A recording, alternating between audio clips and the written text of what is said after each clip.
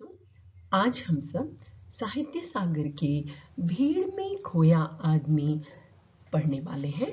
इसके लेखक हैं लीलाधर शर्मा पर्वतीय। तो चलिए हम इस कहानी को पढ़ते हैं। में खोया आदमी, लेखक ने क्यों ये शीर्षक दिया, ये हम कहानी निबंध जो है पढ़ेंगे तो बिल्कुल स्पष्ट हो जाएगा। तो चलिए शुरुआत करते हैं। ये प्रस्तुत निबंध जनसंख्या वृद्धि, जो हमारी जनसंख्या बढ़ने लगी है ना, और पर्यावरण प्रदूषण, पर्यावरण इसी के कारण जो एनवायरनमेंट में पॉल्यूशन हो रहा है, पर्यावरण प्रदूषण हो रहा है, इसको ध्यान में रखकर लिखा गया है। मनुष्य यदि जनसंख्या वृद्धि पर नियंत्रण नहीं लगाएंगे, रोक लगाना, कंट्रोल करना, तो वह दिन दूर नहीं जब हम सभी स्वयं इस भीड़ में और इससे उत्पन्न समस्याओं में पूरी तरह खो जाएंगे। आप मानते हैं ना कि भीड़ के कारण हमें जगह जगह पर समस्याएं उत्पन्न हो गई हैं देश में। चलिए देखते हैं क्या क्या समस्या है। इस कथा प्रसंग में उठाई गई समस्याएं समाधान की ओर अग्रसर करती हैं। समस्या अगर समझ में आ जाए तो हम अवश्य समाधान भी निकाल लेते हैं। यह विषय हमारे देश की खुशहाली और भविष्य के लिए आवश्यक और महत्वपूर्ण है। बाबू श्यामलाकांत के अनियोजित परिवार का लेखा जोखा हमें परिवार के सुखी और संपन्न होने की दिशा में सोचने पर मजबूर करता है। क्या है अनियोजित का अर्थ? मतलब कोई प्लानिंग नहीं है, अनप्लान्ड।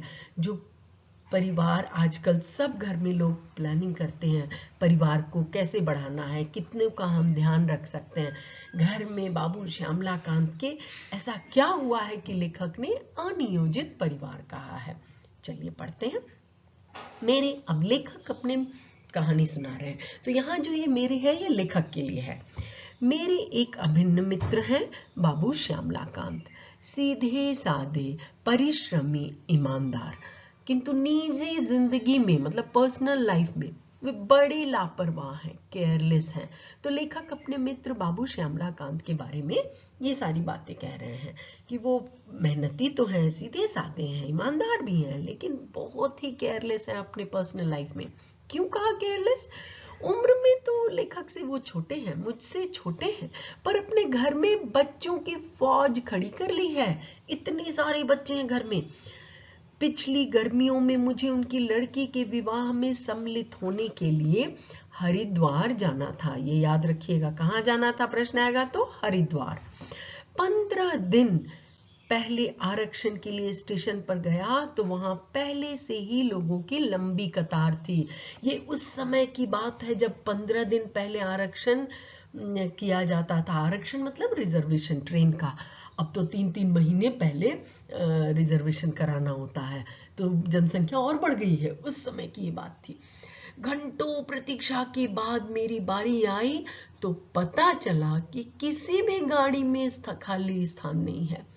जाना आवश्यक था क्योंकि दोस्त की बेटी की शादी है, इसलिए मुझे बिना आरक्षण के ही निकलना पड़ा। बच्चों, एक बॉगी बिना रिजर्व वाला भी होता है, जनरल बॉगी उसको बोलते हैं, है ना। तो उसमें बिना आरक्षण वाले डब्बे में इन्होंने टिकट ले ली। जब गाड़ी आई तो क्या देखता हूं कि उसके अंदर तिल रखने को भी जगह नहीं है। तिल सेसमी सीड को बोलते हैं। बेसिकली यहाँ तिल रखने की जगह नहीं होना मतलब कि बिल्कुल भी जगह नहीं है। और प्लेटफॉर्म पर चढ़ने वालों की भीड़ जबरदस्त धक्का करने में लगी है। मैंने पिछले थोड़ी देर पहले जो फोटो दिखाया था उसमें था ना, ट्रेन पर लोग कैसे ट्रेन के अंदर जा रहे हैं। लेखक ने कहा, मेरे पास सामान बहुत कम था, फिर भी कूली की सहायता लेनी पड़ी। लेखक को कूली की सहायता इसलिए लेनी पड़ी कि वो उनको अंदर पहुंचा दे। यदि उसने खिड़की से मुझे भीतर न धकेला होता छूट जाती। मतलब लेखक कैसे अंदर गए? ट्रेन की खिड़कियों से अंदर। पहले ऐसे ना बच्चों को भी लोग अंदर डाल दिया करते थे, रुमाल से लोग जगह अपना अपना, जो खिड़की से चला गया वो अपने लोगों के लिए जगह रखता था। इतनी भीड़ की आप दरवाजे से अंदर जा ही नहीं सकते हैं। और उनकी एक और परेशानी थी कि लक्सर अगली जगह, हरिद्वार से पहले एक जगह है जो डायरेक्ट ट्रेन भी नहीं थी, जहां उन्हें ट्रेन बदलनी थी, रेलगाड़ी बदलनी थी। तो लक्सर में मुझे गाड़ी बदलनी थी। किसी तरह खिड़की से बाहर कूदा तो वो बाहर भी कैसे आते हैं, खिड़की से ही आते हैं, दरवाजे से ना ही गाड़ी के अंदर गए ट्रेन के, ना ही वो ट्रेन से बाहर निकल पाए। तो खिड़की से जब वो किसी तरह बाहर कूदते हैं तो देखा पूरी ट्रेन की छत यात्रियों से पटी पड़ी है। आजकल ये तुम लोगों को बिल्कुल देखने को नहीं मिलता होगा, क्योंकि अब इलेक्ट्रिक ट्रेन हो गई है हमारे देश में। अब कोयले से भाप वाली इंजन नहीं है, पहले भाप वाली इंजन थी, तो लोग ट्रेन के ऊपर भी बैठ जाया करते थे। अब बसों में दिखने को मिलेगा। सोचता हूं अपने प्राणों को भीषण संकट में डालकर ट्रेन की छत पर यात्रा करने के लिए लोग क्यों मजबूर हुए। इन लोगों को रेल के नियम, व्यवस्था और अनुशासन का ध्यान क्यों नहीं है। तो अब यहां पर हमारी सबसे पहली समस्या कहां पे आई, रेल के आरक्षण में, रेल में कैसे अंदर गए वो परेशानियों से, कुली की सहायता से, और किस प्रकार वो बाहर आए। किसी प्रकार जब वो हरिद्वार स्टेशन पर पहुंचे तो देखो क्या होता है। हरिद्वार स्टेशन पर श्यामला कांत जी का बड़ा लड़का दीनानाथ, ये नाम याद रखना उनका, बड़ा लड़का, और काउंट करते जाओ कितने बच्चे हैं। दीनानाथ मुझे लेने आया था। उससे अपनी पढ़ाई पूरी किए 2 वर्ष हो गए थे, ये भी याद रखना है। कितने वर्ष हो गए थे, तो 2 वर्ष हो गए थे। दीनानाथ, ये नाम भी आपको याद रखना है। श्यामला कांत तो मैंने कहा ही था, आपको याद रखना है। तभी से नौकरी की तलाश में भटक रहा है। कौन, दीनानाथ, है ना। 2 वर्ष हो गए हैं, नौकरी नहीं मिली। मैंने पूछा, अब तो जगह जगह रोजगार कार्यालय खुल गए हैं। ये एम्प्लॉयमेंट ऑफिस जो होता है, जहाँ की ग्रेजुएशन के बाद आप अपना स्नातक की डिग्री जब पा लें, ग्रेजुएट हो जाए, तो आप अपना नाम लिखा सकते हैं नौकरी के लिए। जैसी पढ़ाई आपने की है आपको वैसी नौकरी सरकार की तरफ से। तो यही लेखक ने पूछा कि अब तो इतने सारे दफ्तर खुल गए, तो वहां अपना नाम क्यों नहीं लिखवाते, उनकी सहायता क्यों नहीं लेते। तो कहने लगा, चाचा जी वहां भी गया था, पूरे दिन लाइन में खड़ा रहने के बाद जब मेरी बारी आई तो अफसर बोला, भाई, कौन अफसर है ये, रोजगार कार्यालय का, भाई नाम तो तुम्हारा लिख लेता हूं, पर जल्दी नौकरी पाने की कोई आशा मत करना। तुम्हारी योग्यता के क्वालिफिकेशन, योग्यता हो गया, कि हजारों व्यक्ति पहले से इस कार्यालय में नाम दर्ज करा चुके हैं। मतलब तुमसे पहले तुम्हारी क्वालिफिकेशन वाले लोग यहाँ अपना नाम इस रजिस्टर में लिख चुके हैं, तो उसी ऑर्डर में सबको बुलाया जाएगा। मैं सोचने लगा, यहाँ मैं कौन होगा, लेखक। जब एक छोटे शहर का यह हाल है तो बड़े शहरों में बेरोजगारों की कितनी भीड़ भटक रही होगी। बेरोजगार मतलब अनएम्प्लॉयड लोग। घर पहुंचा, किसके घर पहुंचे, श्यामला कांत अपने मित्र के घर। कौन लेने आया था, तो दीनानाथ। तो छोटे से मकान में सामान की ठूसम ठास और बच्चों की भीड़ देखकर मेरा मन दम घुटने लगा। मैंने श्यामला बाबू से पूछा, क्या तुम्हारे पास यही 2 कमरे हैं। वे बोले, क्या करूं मित्र, 2 वर्ष पहले इस शहर में आया था, तभी से मकान की तलाश में भटक रहा हूं। तो लेखक के मित्र कितने 2 साल से क्या ढूंढ रहे हैं, मकान ढूंढ रहे हैं, और 2 कमरे का मकान उन्हें मिला है। शहर में चक्कर काट काट कर जूते घिस गए। निराश होकर जब थक गया तब साल भर बाद मकान के नाम पर सिर छिपाने के लिए गली के अंदर यह छत मिली है। शहर पहले की तुलना में कई गुना फैल चुका है। दूर दूर तक नई कॉलोनी बन गई है, फिर भी मेरी तरह न जाने कितने लोग मकानों के लिए भटक रहे हैं। ये कौन बता रहा है, श्यामला कांत। हमारे देश में बढ़ती हुई आबादी मतलब जनसंख्या का ही यह दुष्परिणाम, बुरा परिणाम है। जनसंख्या बढ़ रही है, मकान और खाद्यान्न घट रहे हैं, मतलब खाने के सामान घट रहे हैं। अब देखो कि ये कहने वाला कौन है, जिन्होंने घर में बच्चों की फौज खड़ी कर ली है, श्यामलाकांत बाबू। उन्हें दूसरों को कहना पर उपदेश देना बड़ा आसान है, पर उन्हें ये एहसास नहीं कि ये कार्य, इस कार्य में उनका भी बड़ा योगदान है।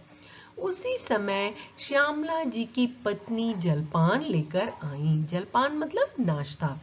उनके पीछे उनकी 3 छोटी लड़कियां और पल्ला पकड़े 2 छोटे लड़के भी आए।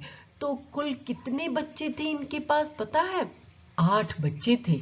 5 यहाँ आपको पता चल रहा है, एक की शादी में आए हैं, एक दीनानाथ है जिसकी नौकरी नहीं लगी, एक और बच्चा है जो आपको बाद में कहानी में आएगा। तो टोटल 8 बच्चे हैं इस दंपति को, है ना। मैं उनकी दुर्बल काया, जिस स्त्री ने इतने बच्चों को जन्म दिया है, काया उसका शरीर दुर्बल तो होगा ही, कमजोर हो ही जाएगा। और पीला चेहरा देखकर स्तब्ध रह गया। उसको खून की कमी भी हो जाएगी, चेहरा पीला हो गया है, खाना प्रॉपर नहीं है। मैंने पूछा, कब से अस्वस्थ हैं? डॉक्टर को दिखाकर इलाज नहीं करा रही हैं क्या? उसने पूछा। वे फीकी मुस्कान मुस्कुरा दी। बोली, भाई साहब, इतने बड़े परिवार में हर रोज कोई ना कोई बीमार रहता ही है। इतने बच्चे हैं, कोई ना कोई, किसी को सर्दी, किसी को बुखार होता ही रहता होगा। डॉक्टर को दिखाने अस्पताल गई थी, पर अस्पतालों में आजकल रोगी और उनके संबंधी मधुमक्खी के छत्ते की तरह डॉक्टर को घेरे रहते हैं। कभी जाकर देखिए बच्चों, सरकारी अस्पताल में क्या, प्राइवेट की भी अब वही हालत हो गई है। बहुत भीड़ रहती है, डॉक्टरों की संख्या बहुत कम हो गई हमारे देश में, और मरीजों की संख्या बहुत ज्यादा। तो जैसे मधुमक्खी जो होती है ना, हनी भी अपने छत्ते को कैसे घेरे रहती है, वैसे ही डॉक्टर को उनके रिश्तेदार घेरे रहते हैं। और वो वह भी अच्छी तरह किस किस को देखे, एक बेचारा डॉक्टर। आजकल तो ऐसा लगता है मानो पूरा शहर ही अस्पताल में उमड़ आया है। समझ में नहीं आता आखिर ऐसी भीड़ क्यों है। किसे समझ में नहीं आता है? श्यामलाकांत जी, जो स्वयं इस भीड़ का एक कारण है। यही परेशानी की बात है, लोगों को अपने यहाँ अपनी कमी नहीं दिखती, बस दूसरों के बारे में हम बातें करते हैं।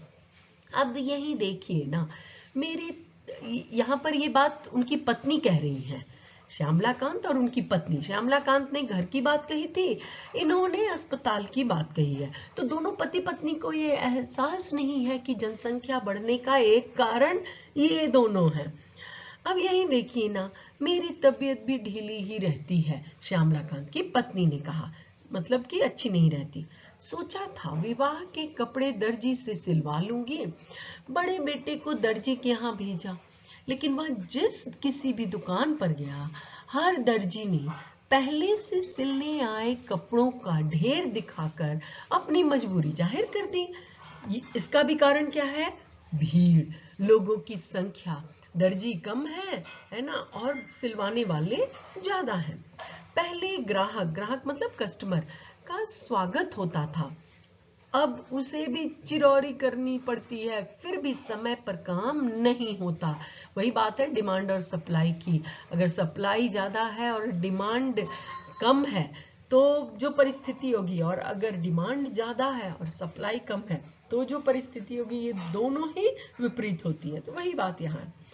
दुकानें पहले से कहीं अधिक खुल गई हैं, लेकिन ग्राहकों की बढ़ती हुई भीड़ के लिए वे अब भी कम पड़ रही हैं।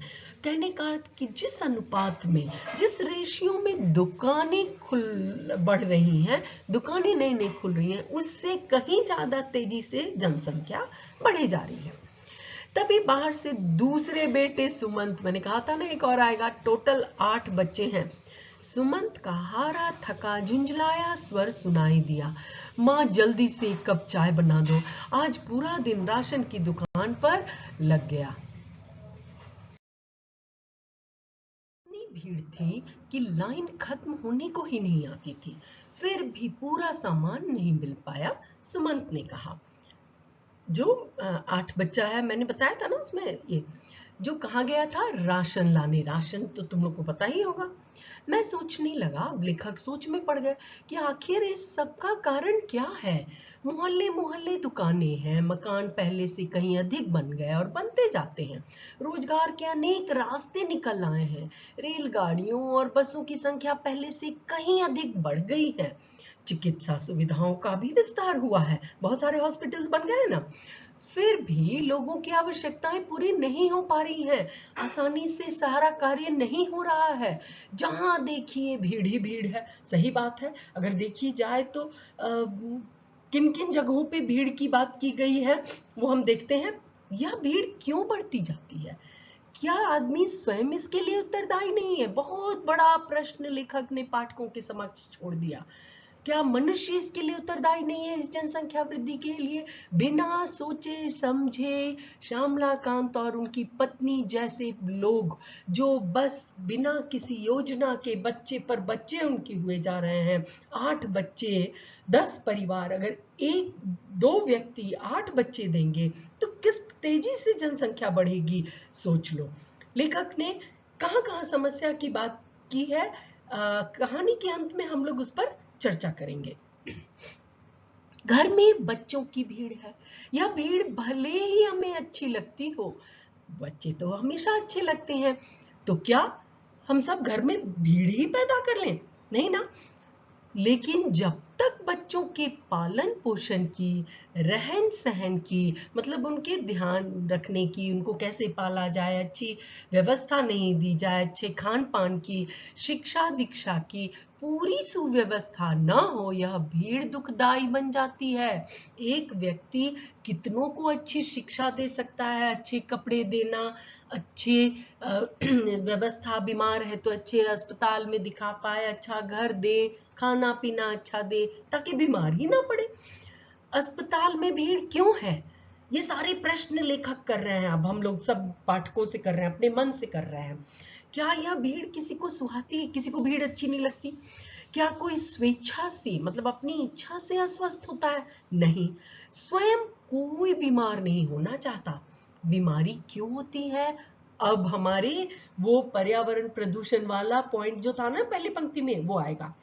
कुपोषण से, माल न्यूट्रिशन, अच्छा भोजन नहीं मिलने से, पौष्टिक आहार नहीं खाने से, गंदे और संकीर्ण मकानों के दूषित वातावरण से होती है। जैसे ये लोग कितनी भी सफाई कर लें, लेकिन ये 10 लोग, 8 बच्चे और 2 माता पिता 2 कमरे के छोटे से गली वाले मकान में अगर रह रहे हैं तो बताओ, इतने लोगों का कपड़ा, इतने लोगों का रहना, बेड, खाना पीना, कभी सफाई रह सकती है? असंभव है ये। वातावरण दूषित हो ही जाएगा। इतने लोग सांस ले रहे हैं कम ये में, बीमारी अपने आप, गंदगी अपने आप वहां समा जाएगी, जीवाणु आ जाएंगे और वातावरण दूषित हो जाएगा। यदि सीमित परिवार हो, लिमिटेड है ना, स्वच्छ जलवायु हो, जैसे 1 या 2 बच्चे हों, 2 कमरे का मकान हो, तो जलवायु भी स्वच्छ होगी। कम लोग हैं, खाने के लिए भरपूर भोजन सामग्री हो, तो बीमारियों से बचा जा सकता है। ये प्रश्न है आपकी अभ्यास पुस्तिका में कि बीमारियों से बचने का क्या उपाय है, तो यही उपाय है। रेल बस में भीड़ का कारण भी बढ़ती हुई जनसंख्या है। देश के अनुशासन पर दुष्प्रभाव पड़ता है इसका। अब सबको जल्दी होती है कि मुझे भी जल्दी है, मुझे भी जल्दी है, पर जनसंख्या के कारण बहुत लोग लाइन में लगे रह जाते हैं और वहीं पर अनुशासन तोड़ देते हैं। सड़क पर दुर्घटनाएं होती हैं, सबको जल्दीबाजी रहती है आगे जाने की। सार्वजनिक स्थानों पर नियम और व्यवस्था का पालन नहीं होता। जिस काम के लिए आदमी दफ्तर, कचहरी, अस्पताल, स्टेशन आदि स्थानों पर जाता है, समय, शक्ति और धन व्यय करके, खर्च करके भी वह काम पूरा नहीं कर पाता, कार्य सिद्ध नहीं कर पाता। चाहे वो ऑफिस में जाए, चाहे वो कोर्ट कचहरी में जाए, या हॉस्पिटल जाए, या स्टेशन पे जाए, हर छोटी से बड़ी, छोटी से छोटी चीजें, या बड़े काम हो, छोटे काम हो, हर स्थान पे वो समय करता है खर्च, पैसे खर्चता है खर्च, लेकिन फिर भी उसका पूरा काम आसानी से नहीं हो पाता। वह स्वयं भीड़ में खो जाता है। यहाँ भीड़ में खोने का अर्थ क्या है, मैं अब बताती हूँ। भीड़ में खोया आदमी शायद यह तो समझ ही जाता है कि यह बढ़ती हुई जनसंख्या का परिणाम है। मनुष्य, सबको पता है, श्यामलाकांत बाबू भी बोल रहे हैं कि इतने बढ़ रहे हैं फिर भी जनसंख्या बढ़े जा रही है, बढ़े जा रही है। उनकी पत्नी भी यही बात कह रही है। परंतु क्या वो देखे कि जनसंख्या बढ़ाने में उनके परिवार का, उन दोनों पति पत्नी का भी उतना ही बड़ा योगदान है। मुझे अपने मित्र श्यामलाकांत को अब इस भीड़ का रहस्य बताने की आवश्यकता नहीं है। अब बहुत देर हो गई है, क्योंकि वे स्वयं इस विपदा को झेल रहे हैं। विपदा, जो दुख है, जो परेशानी हो रही है उनके हर छोटी बड़ी कार्य में, चाहे वो आरक्षण हो, राशन हो, अस्पताल हो, दर्जी हो, हर कार्य में वो उन्हें परेशानी हो रही है। ऐसा लगता है कि यदि समय रहते हमारा देश अब भी नहीं चेता, अब भी नहीं जागा और श्यामला बाबू की तरह परिवार बढ़ाता गया, तो वह दिन दूर नहीं जब वह स्वयं इस भीड़ में और इससे पैदा होने वाली समस्याओं में पूरी तरह खो जाएगा। अब यहाँ लेखक ने खोने की बात क्यों कही है बच्चों, किसी को पता है क्यों उन्होंने कहा है कि मनुष्य खो जाएगा? यहाँ पर भीड़ में खोने का अर्थ है कि जनसंख्या इतनी ज्यादा हो गई है कि हमारा अपना अस्तित्व खो रहा है। हम इस छोटी मोटी रोजमर्रा के कार्य को पूरा करने में ही लगे हुए हैं। मनुष्य, चाहे वो आरक्षण है, राशन है, खाने का जो बेसिक जरूरत है, जो वो एकदम आवश्यक चीजें हैं, वो भी हमें आसानी से नहीं मिल पा रही हैं। तो मनुष्य कहीं ना कहीं अपनी इन जरूरतों को पूरा करने में अपना जीवन बिता रहा है और वो भीड़ में खो रहा है। तो बच्चों, लीलाधर शर्मा पर्वतीय ने जो हम सबको, हम पाठकों को उद्देश्य, उनका जो उद्देश्य था, जो उन्होंने संदेश देना चाहा है, वो आपकी समझ में आ गया होगा। यही था उद्देश्य कि बढ़ती हुई जनसंख्या को संभालना अत्यंत आवश्यक है। और वह कौन कर सकता है? यह कार्य मनुष्य स्वयं कर सकता है। और इससे उत्पन्न जो पर्यावरण प्रदूषण है वो भी दूर हो जाएंगे अगर जनसंख्या को समय रहते संभाला गया। देश तभी तरक्की कर सकता है। यही लेखक का उद्देश्य है बच्चों। उन्होंने पाठकों का ध्यान इन्हीं समस्याओं की तरफ आकर्षित किया है। उन्होंने ये बहुत आसानी से, जैसे कहानी में मैं देखूं, हम लोग देखते हैं बच्चों, जैसे लेखक को किन किन परेशानियों का सामना करना पड़ा। पहला था आरक्षण। रेलवे में किस तरीके से लोग भीड़ में, वहां खिड़कियों से उन्हें अंदर जाना पड़ा, निकलना पड़ा। रेल की छतों पर लोग बैठे हुए थे। दूसरा, रोजगार कार्यालय दीनानाथ में को परेशानी हो रही थी, बहुत लोग बेरोजगार हो गए, इसका भी कारण जनसंख्या है। तीसरा था जनसंख्या वृद्धि के कारण मकानों की कमी हो गई है, बहुत कम संकीर्ण मकान में ज्यादा लोग रह रहे हैं, तो ये तीसरा, मकानों की कमी हो गई। चौथा था क्योंकि कम छोटे गलियारे में इतने लोग रह रहे हैं, प्रदूषण हो रहा है, लोग बीमार हो रहे हैं, तो अस्पतालों में डॉक्टर की संख्या कम है, मरीजों की ज्यादा है। ये भी जनसंख्या का बहुत बड़ा कारण है। इसके बाद दर्जी के यहाँ कपड़े सिलवाने का उदाहरण दिया गया है कि दर्जी के यहाँ कपड़े सिलवाने की इतनी लंबी लाइन लगी हुई है। उसके बाद राशन की परेशानियों को बताया गया है कि राशन के कारण लोगों को प्रॉपर खाना नहीं मिल रहा है। तो इन सारी समस्याओं में ही श्यामलाकांत और उनके परिवार खो गए हैं। वो भीड़ बढ़ाने का कारण थे, पर समस्याओं को सुलझाने में ही खोए हैं। वो क्या आगे कुछ करेंगे देश दुनिया के लिए? ऐसे परिवार अपनी छोटी मोटी जरूरतों को पूरी करने में ही पूरा जीवन बिता देते हैं।